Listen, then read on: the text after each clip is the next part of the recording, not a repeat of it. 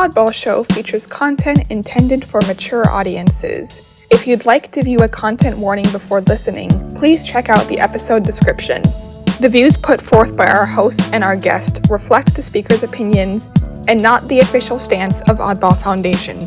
Thanks for listening. We hope you enjoy the show.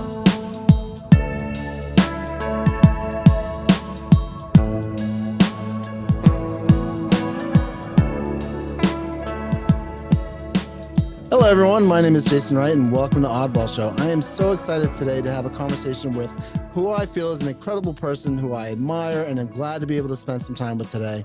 I first met Thomas when I first began my recovery journey. I learned how to tell my story with him, and I'm so grateful to have been able to hear Thomas's story, join him in advocacy efforts, and be part of MassACT. So a little bit about Thomas. Thomas is the former president of Massachusetts Psychiatric Rehabilitation Collaborative, a nonprofit organizer and promoting the highest level rehabilitative trauma-informed care and recovered-oriented mental health services, a major advocate and founding member of MassACT, a major advocacy organization in Massachusetts. I've been proud to be with MassACT at sites like Shattuck Hospital and support of all their advocacy efforts. A person who wears many hats, who, in his words, does what needs to be done. Thomas Brown, welcome to Oddball Show. Thanks, Jason. Awesome to be here. Yeah, I am super excited to talk to you. Last time we talked, besides like talking like in person and stuff, last time we had a formal interview was the Shattuck Hospital conversation we had with Sarah Davidow. Right. And that was part of the MassACT. It was like well, I will kind of tell you what I thought it was. It was in support of the people who were at Shattuck Hospital during COVID. And it was an amazing thing that you did. So before we get into that, let's like briefly talk to people about let's start about that Shattuck Hospital and what MassACT is and like what you did with MassACT and what you're doing with MassACT. Yeah. So, well, it's not what I'm doing with MassACT. I feel like most of my work is really collaborative these days. But MassACT really came together, a group of people who lived experience and allies and advocates to really raise awareness about the people who were trapped in the state hospitals during the beginning of COVID. We knew that infection rates were extremely high, up to 90%, including staff at some points, that people were being stored in rooms intentionally with other people who were infected with COVID, with no regard whatsoever, for trying to protect people from becoming infected. And so we came together to raise awareness about that. And we had a couple of car caravan rallies that were really effective. And through those efforts, we were able to get transparency about what was happening in the state hospitals. Yeah, it was a beautiful moment. I'm glad to be a part of it. It was a great event to be, holding those signs up. And then the parade it wasn't a parade. It was kind of like a parade. It was like a vehicle parade that we kind of made a little noise. That was awesome. Support. It was awesome. Yeah. So we could talk more about that, but let's talk about real quick about what is happening it's happening real soon, and it's these two bills that are really important that I wanted to talk about, and also why they're important. So there's a couple bills up in Massachusetts legislation that can majorly affect mental health care, to my listeners. And like out of all the states in the country, there's only three states that have not, and correct me if I'm wrong, 3 states that have not signed this bill, and one of them that has been holding out the longest is Massachusetts. It's happened in Alabama. It's happened a little bit in Rhode Island. It's happened in Iowa. Anyway, it's happened in one of the last beacons of patients advocacy here is Massachusetts, and in this regard. So what we're talking about is this involuntary outpatient commitment bill that's happening. It's happening in about a month that there's going to be a conversation about this, I believe. But more importantly, to people who don't know what the involuntary outpatient commitment bill is and how it affects people, let my listeners know what the involuntary outpatient commitment bill is that will be in effect in Massachusetts. Right. So the bill basically forces people into coercive treatment. That means medications. We know that medications have a lot of negative effects. People who don't want to be on medications are going to be forced to be on medications. It could be ultimately to be being institutionalized in a psych unit, incarcerated in a psych unit. It would mean involving the courts in a person's treatment. I mean, if you become involved, if you're forced to be on OPC, euphemistically called by the people who are pushing it, assisted outpatient treatment. We know that that's completely incorrect because you are forced to be involved. You're mandated by a court to be on specific treatment orders. That means that you could be on medication. If you go off these medications, if you use your own freedom of choice and decide you don't want to be on these medications, they could make you impotent, they can make you overweight, they could lead to diabetes, to early death. If you choose to disobey that order, you could be arrested and incarcerated on a psych unit. And so what we're doing here in the state is that we are suggesting that there's an alternative. So we have this other bill, and that is to have a respite in every single county in Massachusetts, including the first LGBTQIA respites in the entire world. So the proponents of outpatient commitment really believe that force is the only way to go, that you can only have a kind of a carceral and a police, kind of a policing orientation toward helping people and supporting people. And that's what we've done for years. That's probably what's always been done in the mental health field, in psychiatry and psychology. And we're saying you can do something different. We can do something that doesn't traumatize people.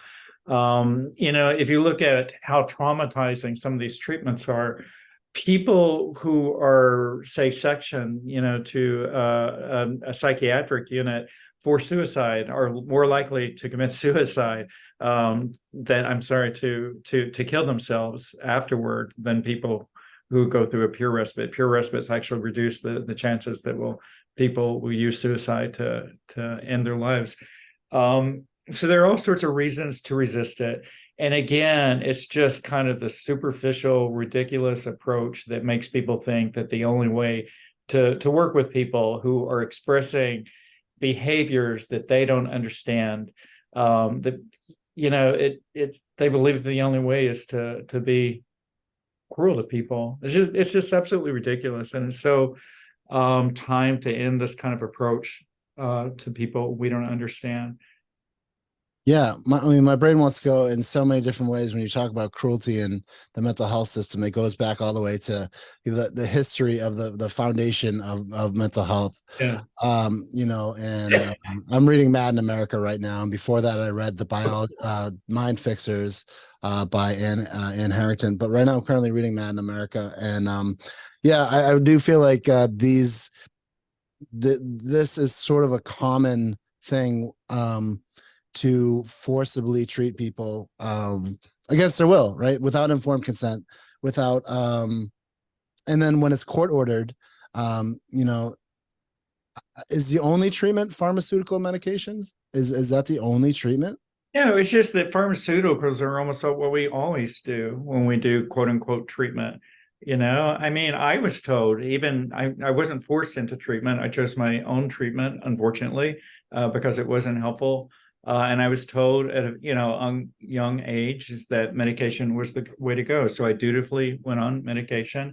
It didn't. At one point, it was actually helpful because it at a very short period of time, it helped me from killing myself. But I never would have gotten to that point had I actually met helpers who were actually able to listen to me, had the peer support community been available to me at a young age. I wouldn't have to go on medications. Medications really screwed me up in a lot of ways. But we think that is the only solution to people when they're struggling, when they're having problems. It was only like, I think, and I still don't think we're doing a good job with this, when the Black Lives Matter revolution happened in 2020, that we started thinking about social context for distress. Until then, at least in Massachusetts, it was a chemical, imbalance. There was something wrong with your brain. And we just didn't look at trauma and other experiences, and medication was the way to go. And of course, that makes pharmaceutical companies look good. I mean, make a lot of money. It also gives legitimacy to the field of psychiatry and psychology, which is just far from being, a real science. I wouldn't even call it a pseudoscience. I just think that there's very little validity to it. But anyway, so therefore people go to the most superficial answer, which is medication. And most of these OPC orders involve people being forced to take medication. And parents have been told this narrative over and over and over again, that medications are the thing that's going to help your child. So they aren't even, they have been told that so many times that they don't even see the alternatives when they're right in front of them, like we have in Massachusetts. Yeah, no, I absolutely agree with you about the medication and the over medication of children.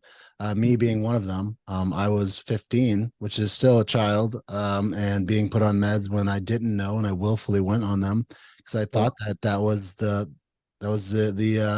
way, right? I mean, at my time, I mean, at the time that I went on meds, I was asked to try and read.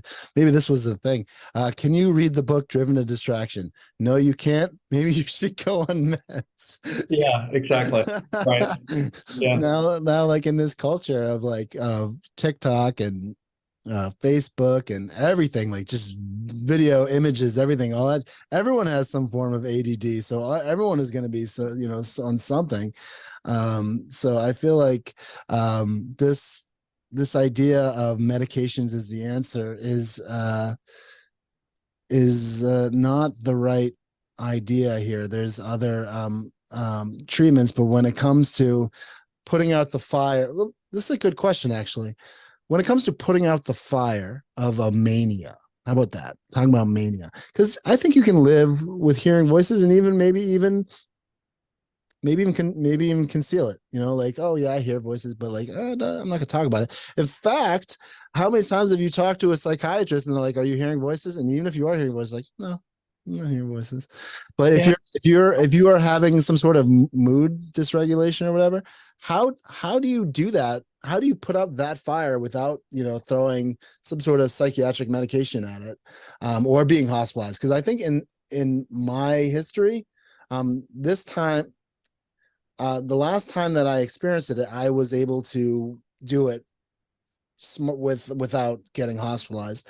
But before, and in many cases, when people experience heightened, let's just say it, when people experience mania, they end up not being able to control it and end up being hospitalized. So how can people control mania without going hospitalization? So I think, I personally, I just don't buy into this idea that there's such a thing as people are born with mania. I think there are all sorts of different explanations for that. So I don't think there's any one explanation for that. And I don't believe, I just have to be honest. I don't believe in these psychiatric diagnoses anymore. I mean, I just don't, and that's me and it's personal. But I agree with you, Thomas. So go ahead. Yeah, I mean, I was diagnosed with everything, including bipolar, borderline. I'm a huge, the amount of violence I survived was really extreme. Very open about that. My, disorder, PTSD, schizoaffective, schizophrenia. I mean, paranoid personality disorder, pretty much everything, and that's just stuff that it's just not true about me. And I think that it's our kind of our weakness as a society, that we just kind of don't have the courage to face life as it is. When we start talking about people's traumas, when we start talking about what people have survived, then we have better understandings of where that quote unquote mania comes from.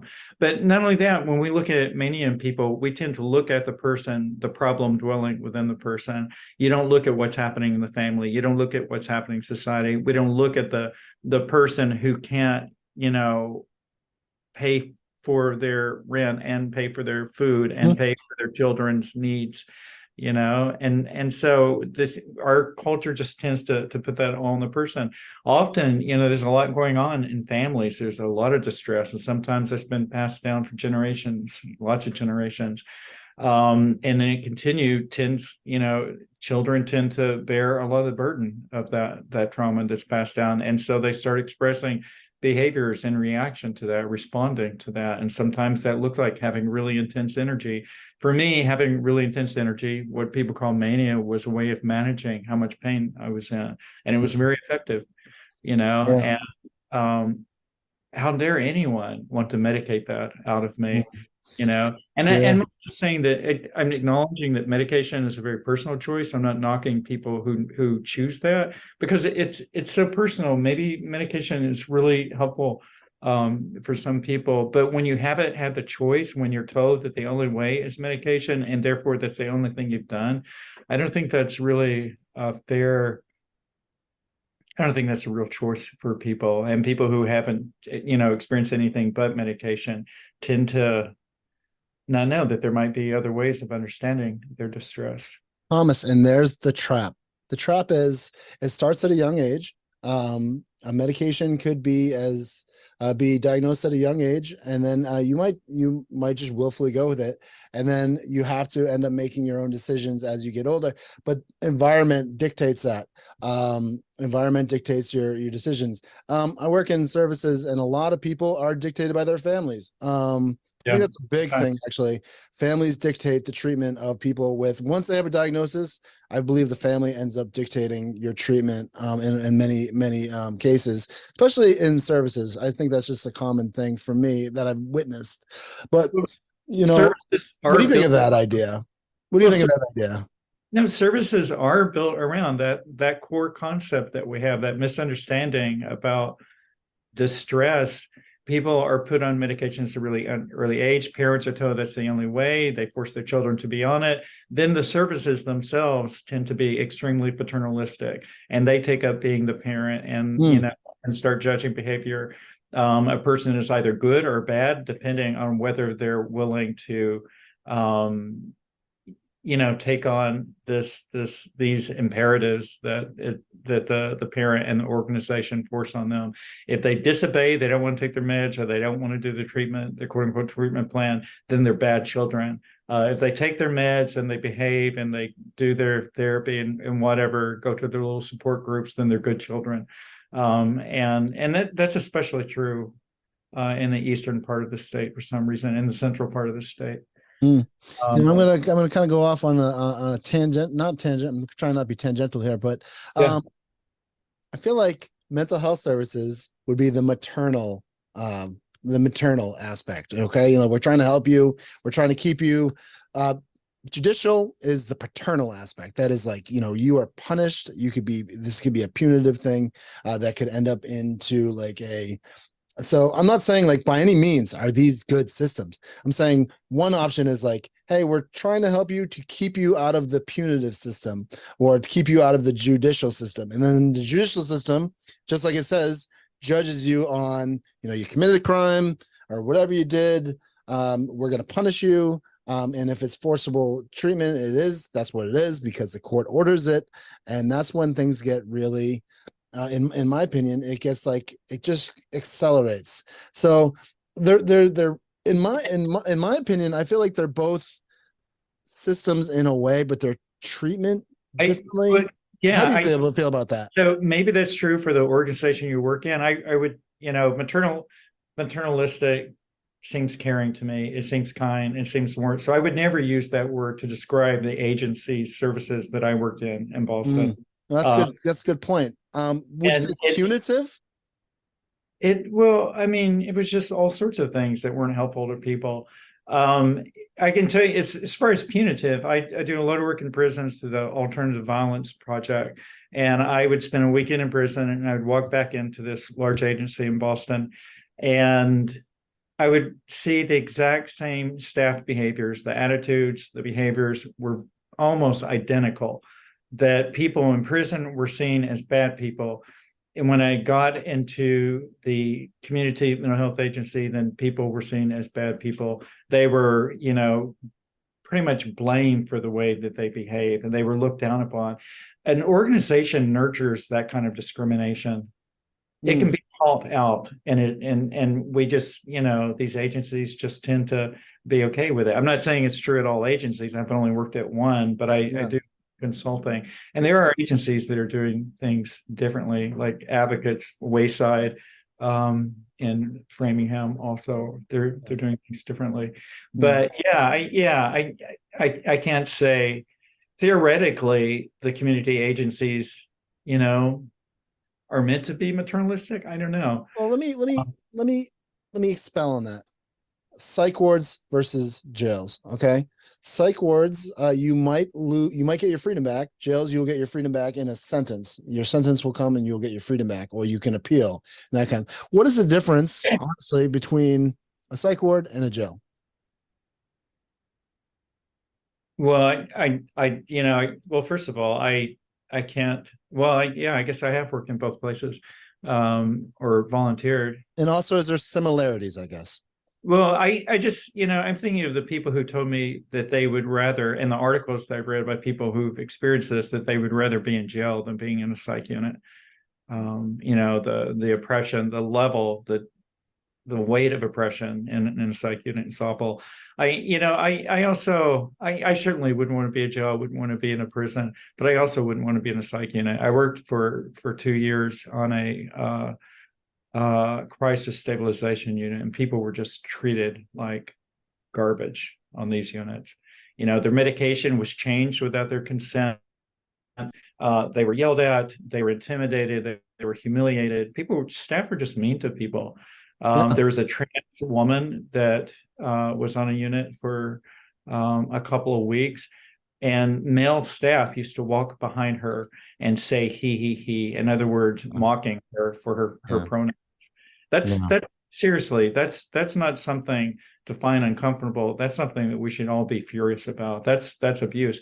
And yet these units allow these people who run the agencies far too often and run the units are okay with that kind of behavior. That's a serious problem. So and also, they're not always trained. They're not always trained in any kind of healing.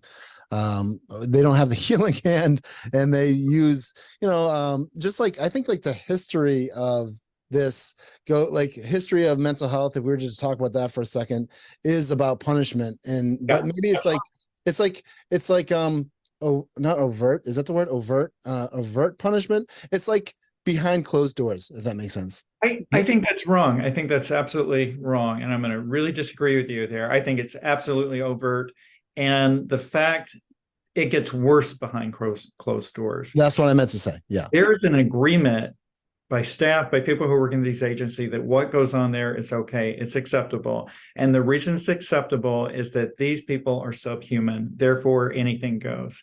So and again, working in the agency that I worked in, people were openly treated like garbage. That wasn't something that happened behind doors. People got yelled at behind doors. People didn't have heat behind doors, didn't have blankets in winter, didn't have toilet seats in their bathrooms behind doors. So things just simply get worse behind doors. It's not that they're bad open. I mean, it's not that they're not bad openly. It is bad. It just gets worse behind doors. It's bad, but it gets worse. That's and again, I'm speaking from an agency that I worked in. Some agencies are better than that. I don't want to use a blanket statement. Yeah, we can't. It's impossible. I would say that at most agencies, you have at least pockets that are just absolutely horrible.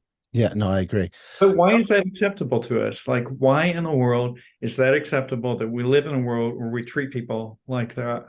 I feel like the history of mental health has been about segregating people into away from society, and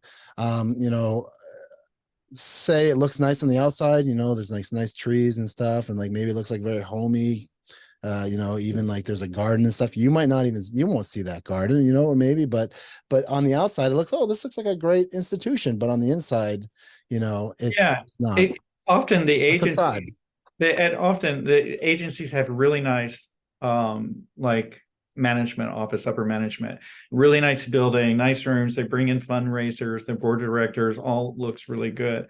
They don't see what the group homes look like. They don't see what the group homes bathrooms smell like. They don't hear the people, hear the staff, and the way that they ridicule people and yell at people, and deny them food and anything else. They often, the staff in these group homes become mini tyrants. And again, it's not true at every group home. Yeah. Because I've actually, even the agency that I worked at that I just don't respect at all, had a couple of group homes that were just really pretty incredible.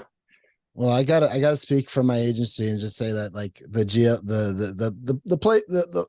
I appreciate my agency. I respect my agency. I think that they have the right mind on things. So I appreciate that. But I absolutely can agree with you. And when I was talking about institutions, I was talking about how institutions, agencies. I'm talking about like psych wards. I'm talking about how they look nice on the outside. Maybe some of them, they have the trees, they have everything, but it's not beautiful on the outside. And I think that's the history of mental health. I feel like I'm reading about the history of mental health for a couple, and I think that let's talk about it. Let's talk about it. Why don't we? Because we're talking about the future of mental health, right? We're talking about peer respite. We're talking about peer support. We're talking about improvements in the world, right? We're trying to improve the world through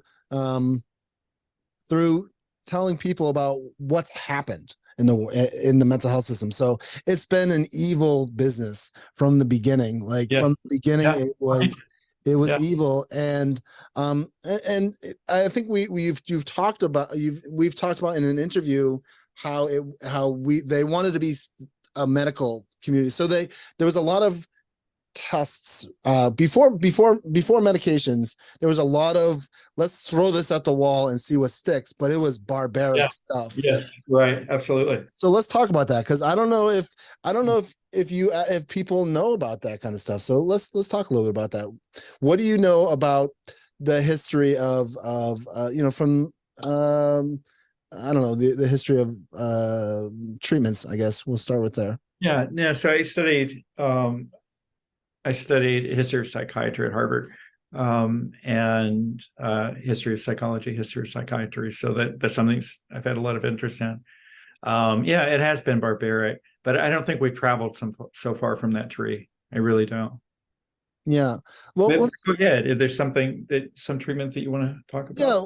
So eugenics. All right. So eugenics was a thing that was studied very we went there. So eugenics was studied very broadly in the early 1900s, right?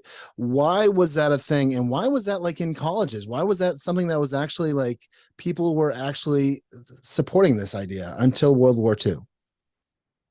Why was it?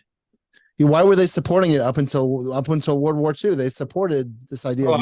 No, it went on way past World War II. It went on into the 70s here. So let's talk about it. Yeah, let's talk about this idea. So I think that it's just this Western idea of science and having the perfect human, and this intolerance for reality. Western people. The way that we colonize other countries, nations, the way that we thought we just could basically manufacture the world in whatever image we thought it was good to be manufactured in, and we simply have never allowed people to be people. And so but again, a lot of this is done by powerful, rich white men, and so that idea, that's part of colonialism, absolutely. And I don't know. And then also this authority, this fake authority that this idea of science has, that that people should really respect what science dictates. And so you'll see this. It's happening now. It's happening all the time, that people who assume some kind of authority say this is the best thing to do, and the people just simply follow it without questioning it. I think it's a consistent conversation to have, because honestly, I think that for me, I think that there's a lot of stuff to know. So we know our history. So we know that people have been mistreated in the mental health system, and it continues and it continues. But it is evolving because there's this thing that we've talked about many times on the Oddball show. We talked about in 2018. We talked about the idea of the recovery and peer support movement, where people are openly talking about their mental health. And this, when we talked about in 2018, we were talking pre-COVID. So I think like it all blew up after COVID, where it became very open to talk about your mental health. I still think people have it wrong though. And I want to say kind of like what you were talking about earlier is the idea that if you ask some people, they might still believe that there's a chemical imbalance. Well, that's the thing. Do you think there's a chemical imbalance, Thomas? No, I don't. No, of course not. I mean, there might be some people who have different things going on. Life is full of all sorts of variation. But no, this idea of a chemical balance is bullshit. It's just that we have such an intolerance for suffering, and we all suffer. Every human is going to suffer, in their lives. And some of us have a lot more of it than others. And that's just, unfortunately, the way life happens. And so we prefer to create some kind of panacea, some kind of cure-all, rather than to tolerate people's suffering. And so we have very little tolerance for suffering. I think part of that is the Judeo-Christian tradition. And a lot of it is, a very white male kind of value system that we have, this paternalistic idea, but we have very little tolerance for suffering. And as long as we have little tolerance for people suffering, then we're going to have these really simple answers to things. And so medication is this, medication is one of the easy ways out, rather than living our lives. But medication is what you wouldn't have the chemical imbalance without medication. This chemical imbalance was a false reality created by pharmaceutical companies, basically just wanting to get really, really, really rich. And so there was a lot of promotion of this idea of the chemical imbalance, and at the same time there's the promotion of the antipsychotic medication, the SSRIs, anti-anxiety medication. So it's all, if you really look at the history, it's all woven together. No, I certainly don't believe in a chemical imbalance. I don't believe in brain disorders. I believe that there can be brain injury and that changes. But no, absolutely not. And like when I have conversations with advocates who really buy into that whole thing, I'm never really talking to a whole person. I'm just never talking to a person who really feels their feelings and really lives their lives fully. And so it's just so superficial. And I feel like people who really hold that idea is really superficial. I don't know how people live life that way. I don't know how psychiatrists and psychologists live their lives based on so little reality. It just amazes me. I don't know how to hold it together. That's a really, I think that's, okay. So yes, you, me, and maybe a lot of other people know, but there's also a segment of population who doesn't know and think that, yes, sick people have a chemical imbalance and medications change things.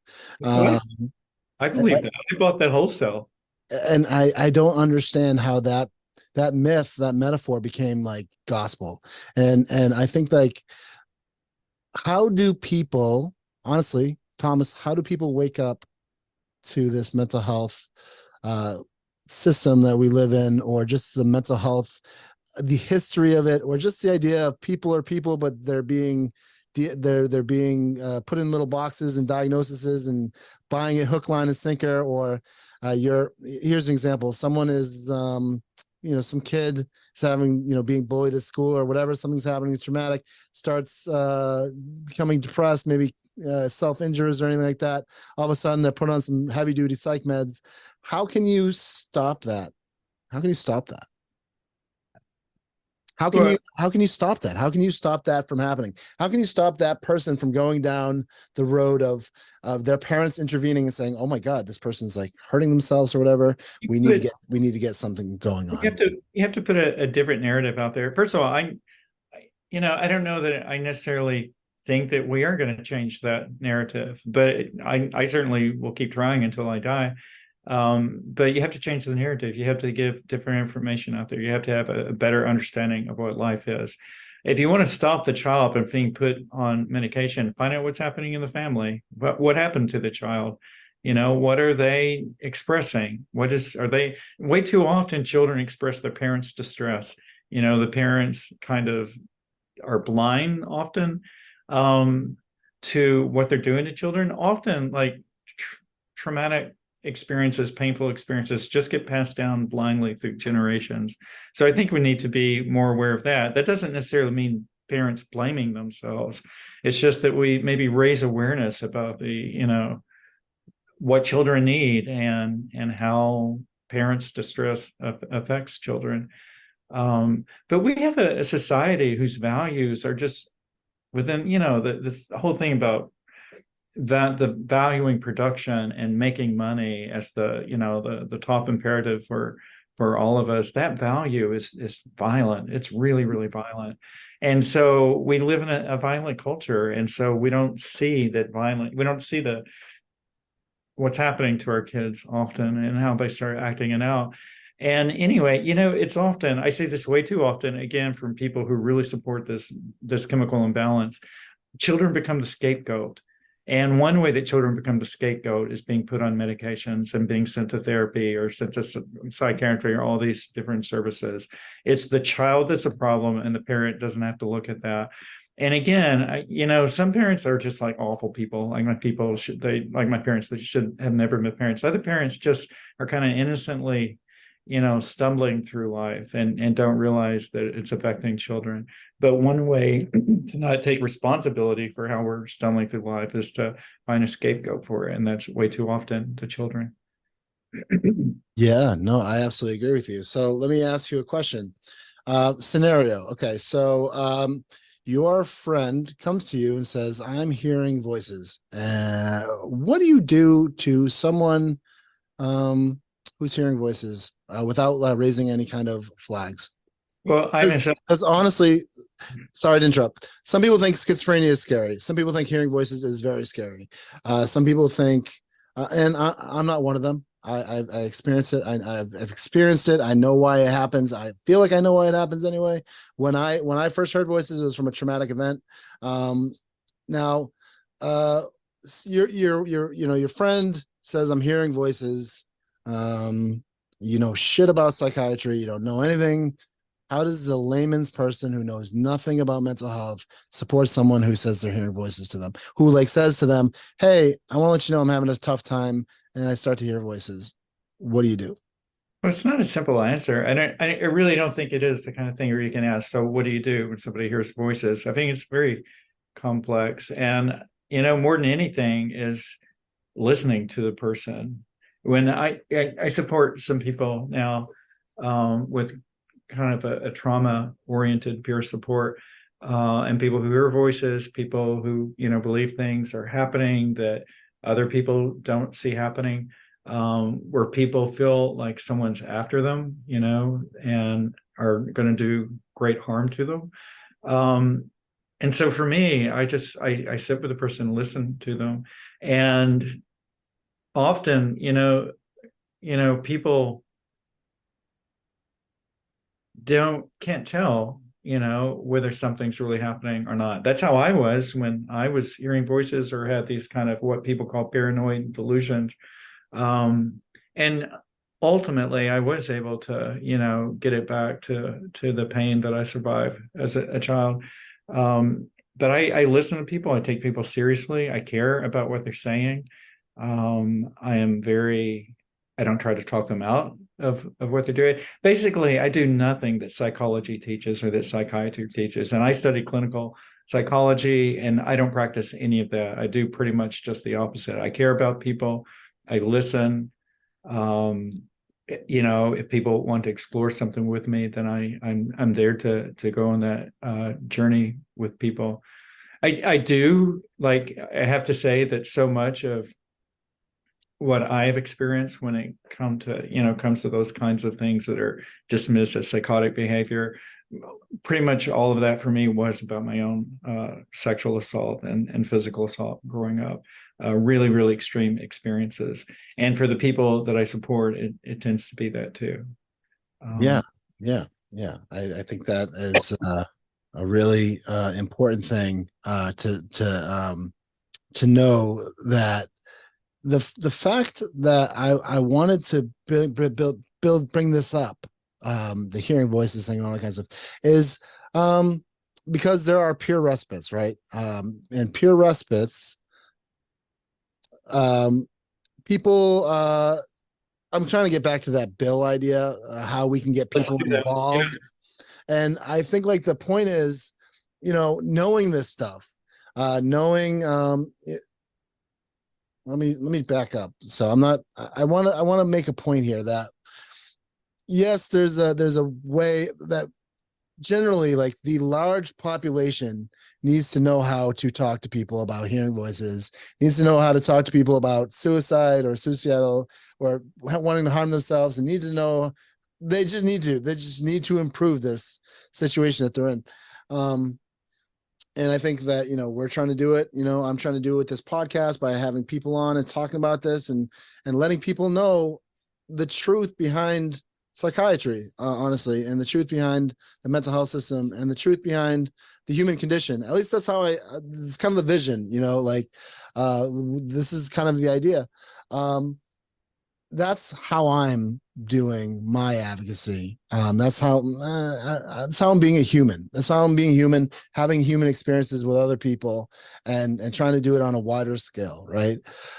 That's my advocacy effort. Now, if anyone doesn't have a podcast, doesn't have, like, how can they join in the advocacy effort, like, to get involved with this peer respite, to get involved with this this idea to fight against some of these things that are trying to happen to people, from people who don't know, who might not even have experienced anything that a psychiatric survivor has experienced? Yeah.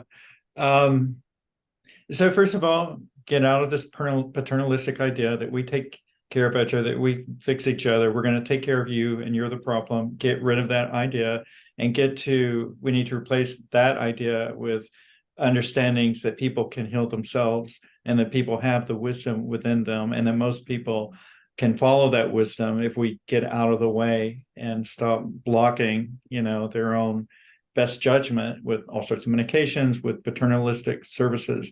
So an alternative to that we have in the state right now that we're pushing are peer respites. And so we have a peer respites, or a place that you go to. These are very home-like environments. They are beautiful houses that you would want to live in, that you would want to create for yourself, instead of these sterile hospital surroundings. And a peer respite, you're met by somebody who's been through the experiences that you've been through. So for the LGBTQ respites, you'll be met by people from that community who knows, like me, the incredible, extraordinary, and violent, extraordinary discrimination against people who are LGBTQIA plus, and especially for trans people now. So you'll be in a home run by people. So it creates a level of safety. When you're in a respite, you get that you're understood. You get that people aren't trying to paternalize you, trying to change you, that they're there to listen and to give you the safe space to move through what you need to move through. And so the conversation is not about medication. It's not about treatment adherence or any of that kind of stuff. It's about respecting you as a human being and creating safety for you. And then, so there are other things that we could support, like open dialogue. And so open dialogue with the person who's hearing voices is pretty much decides who that, quote unquote treatment team, their support team is going to be. And the conversation isn't about what medications they should be on. It's about what happened to them. and people, the support team, whether it's a psychiatrist or social worker or family or friends, they're there to help the person in the way that they want to be helped. So we have to change the whole idea. The whole idea that we have is just wrong. It's not helpful. This paternalistic and often violent way of, helping people. Of course, it's not help. So we have peer respites. We need to advocate against outpatient commitment in this state, and I'll give you I'll give you a fact sheet against about the OPC, what's euphemistically called assisted outpatient treatment. I'll also give you a fact sheet for the peer respite bill. We are having an advocacy day on Beacon Hill, peer support advocacy day in Beacon Hill on the 20th. And it'll be in room 428 at the State House on the 4th floor. And we'll have a legislative briefing then. We'll be hearing from Dallas Ducar, who is the CEO of TransHealth in Northampton, and she'll be helping us, educate legislators about this bill. And at that point, people can go around and meet with their legislators from like 12:30 to 3 o'clock, and we'll support people to do that. But people need to contact their legislators and let them know that they don't want the same old, that they want help that is really helpful for people and that's nonviolent and non-coercive. But that's the big thing. People need to talk to their legislators. We need funding for these peer respites. And without legislators hearing that we want this kind of stuff, it just simply won't happen. So I'd like to talk about the peer run respite for a second. Are peer run respites are they can an agency support and adopt a peer respite, or would that? Absolutely not. Absolutely not. No. What I've seen, there was again, the agency that I worked in Boston tried to have its own RLC in its clinical building, and it just wasn't an RLC. An RLC, recovery learning community, is a place where you're supposed to be able to go that it doesn't have clinical oversight. It's run by people with lived experience. And this RLC just simply, it didn't work. So it needs to be separate from, it is not clinical at all. There is not, like the AFIA respite in Northampton does receive some DMH funding, but they don't dictate what's done and how that respite is run. So absolutely not. It is not done by an agency. It wouldn't work. The philosophies are far too different. Yeah. Now, how do a group of people put together a peer respite? First of all, one question: if a peer respite was funded in every agent, it's probably cheaper for people to have peer respites than hospitals. Am I correct on that? Probably much cheaper. It's a whole lot less expensive. Right now, it's about the third of the cost. Like stay a night in a respite is about 1/3 of the cost to stay in a psychiatric hospital. But I have to say also that part of the reason it's so much less expensive is that peer supporters don't get paid well. I mean, most peer supporters can't afford to have a car and an apartment. So these peer respites need to cost more because peer respites deserve to have wages that they can live off of. I think that's a good point. So let's talk about peer respites for a second. For people who are listening, who wanted to get involved with like supporting peer respites, and your kind of mission here is have a peer respite in every county in Massachusetts. Is that correct? Yeah, this is a bill that we wrote as a peer support population in Massachusetts. So we wrote this bill to put a peer respite in every single county of the state and in the first LGBTQ respites.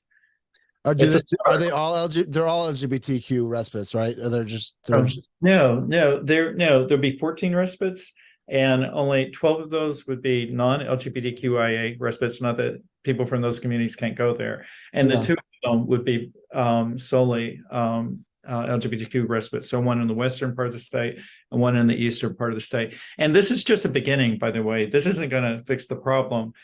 This is the beginning of change. This is an advancement. Yeah, exactly. And I think one of the things about peer respites, first of all, we don't have to talk about how they're peer run and peers are living experience. We know that. But the point is, they're cost effective, right? They're cost effective and they would probably lower the amount of hospitalizations. in an area, right? Research shows that people who go through typical, conventional, traditional mental health psych units have more psych unit hospitalizations. People who go through respites, the research shows, have fewer future psych hospitalizations. So yeah, there's a. So are you trying to say that someone who walks into a peer-run respite who's having having some sort of situation, they're able to work it out themselves?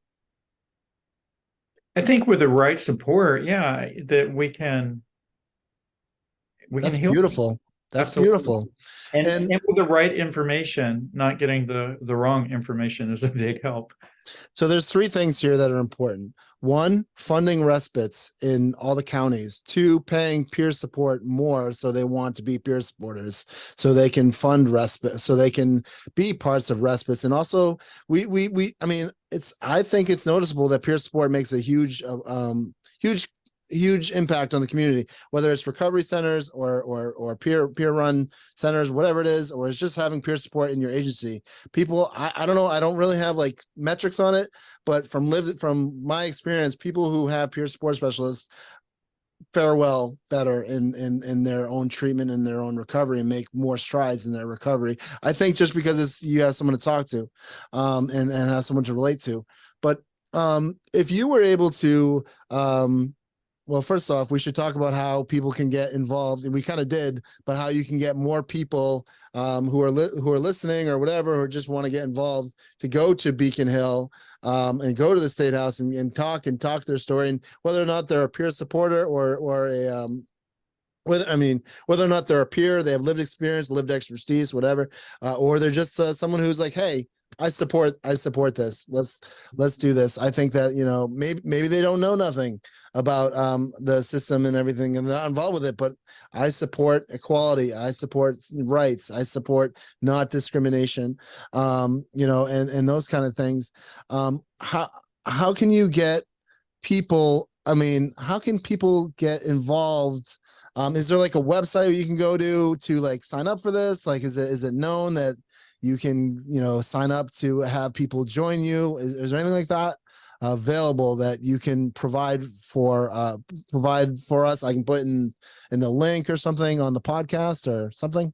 Yeah, so you can go to Mental Health Legal Advisors Committee webpage. You can get information about the Day on the Hill there. You can also sign up for our lived experience legislative advocacy training. I'll send you that flyer also. So yeah, there are a number of things. You can go to MassACT website. You can become a member of MassACT. Go to the Wildflower Alliance, obviously, who's supporting this, since they have the one peer respite in the state that's really true to the fidelity of the model. And so yeah, I'll send you the flyers, and you can put those on your website or your Facebook page, or just on this podcast. So listeners, if you're on the YouTube, there'll be a link at the that you can click on at any time to check out this and get involved, and we'll get this out before June 20th. So I got work to do. Yeah. This is top of priority now. But I'm really excited.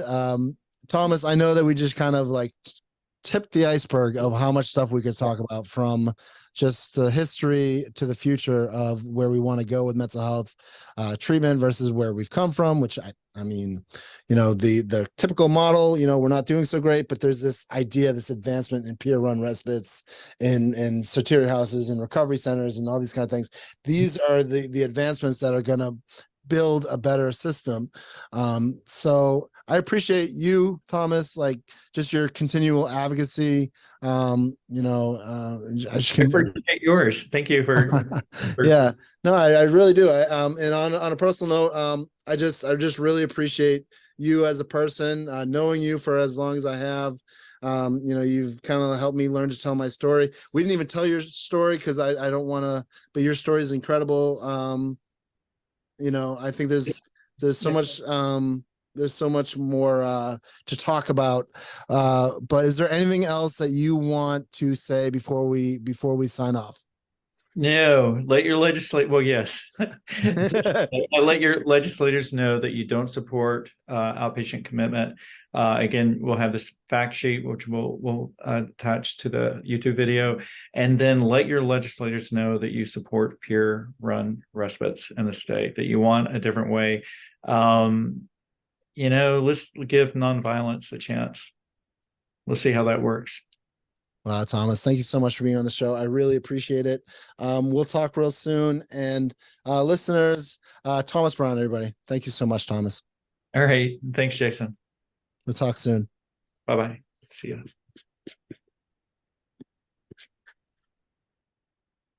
That was Thomas Brown. I think that Thomas Brown is an incredible person. Just to have some time with him to talk, he knows a lot about what's going on in the state, and this is just Massachusetts, but in the country, there's a lot of work that needs to be done. We are trying very hard in Massachusetts to do stuff like peer-run respites, advocacy, and things like things about informed consent and things like that. So it's important, if you are a listener of Oddball Show, and you support peer-run respites, or you support the peer movement, or you support just general lack of discrimination in the mental health system and fair treatment of people, to get involved with advocacy, get involved with the organization. And also, if you get involved with advocacy and anything, and I guess I'm just going to say something, if you have a computer and you have a subpar microphone, or even a microphone, start a podcast. Just start one. There's no harm in getting your voice out there. I honestly think that the point of podcasting, I think the point of for a long time, podcasts were not available, and podcasts are for the people. Podcasts are for many people to have their voice. So if you're listening, you're like, hey, this guy's okay, like, Oddball Show is kind of cool, and you're like, I want to start a podcast, reach out, let me know how we can help you.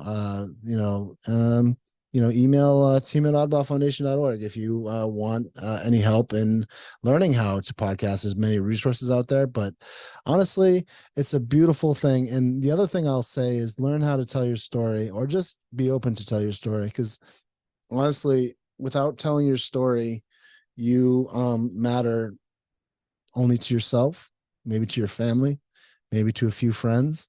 But in society, if you don't tell your story, no one's going to know who you are. And that's kind of a sad thing.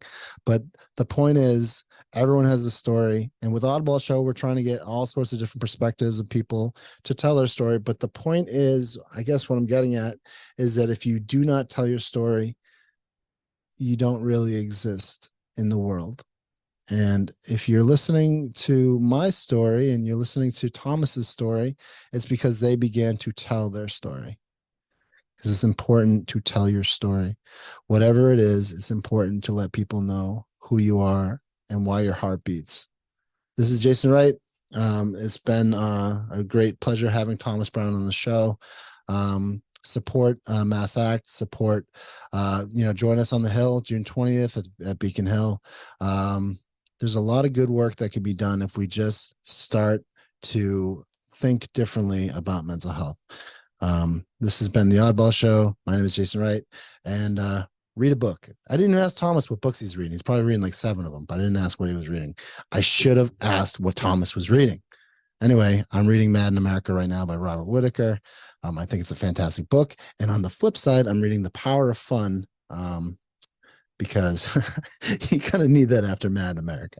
So that's it. My name is Jason Wright. It's been the Oddball Show, and read a book. And if you like what you're listening to, send us a message, team@oddballfoundation.org. Also, we're looking for volunteers to join. We had a real quick shout out to Irene Westfall and Kayla Fife. They were incredible interns at Oddball Show, podcast interns, an incredible job.